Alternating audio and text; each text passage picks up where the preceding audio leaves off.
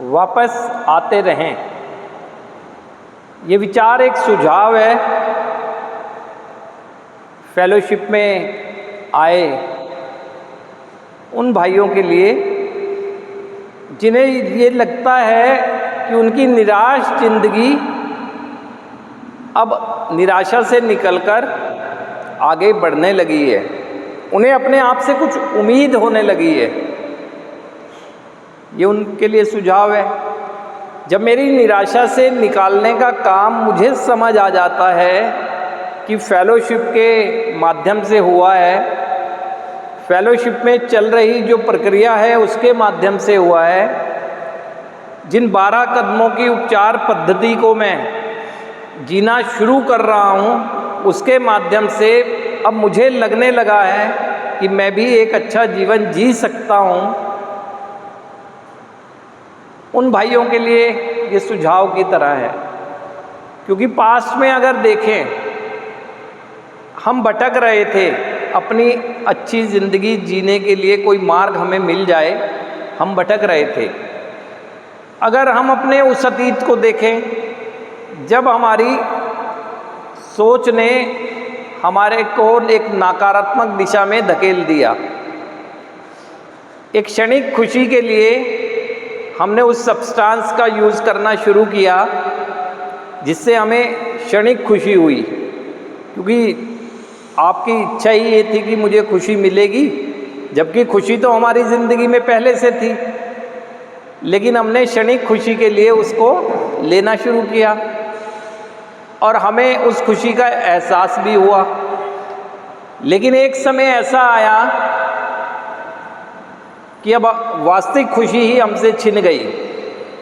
और खुश रहने की हमारी चाहत जो थी वो अब भी बरकरार थी। तो हम क्या किया करते थे, हमें जहाँ पता था खुशी हमें मिलेगी, दिमाग को सिखा रखा था ना, बार बार उस नशे के ठिकाने पर पहुँचते थे, बार बार उन लोगों के पास पहुँचते थे जहाँ हमें लगता था कि हमें खुशी मिलेगी। आप सब जानते हैं क्यों जाते थे बार बार, इसीलिए जाते थे क्योंकि आपने अपने दिमाग को सिखा दिया था कि एक खुशी तो हमें उसी का सेवन करने से मिलेगी, तो बार बार जाते थे हम और कठिन परिश्रम करके जाते थे, साम दाम दंड भेद सभी नीतियों को एडॉप्ट करके जाते थे और गिड़गिड़ाते थे उसको पाने के लिए, है ना, बस आज मिल जाए, प्रार्थनाएं करते थे इस चीज़ के लिए, लेकिन जाते थे, बार बार जाते थे।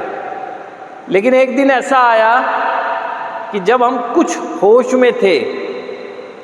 तो हमें दूसरों ने समझाना शुरू किया, दूसरों ने कहना हमें शुरू किया, है ना। जब दूसरों ने कहना शुरू किया हमें, तो हमें समझ भी आने लगा था, लेकिन वो खुशी छिनते हुए हमें बर्दाश्त नहीं हो रही थी। आप ये जान लें इस बात को कि आप में से अगर किसी को भी नशा छोड़ने का सुझाव कभी मिला है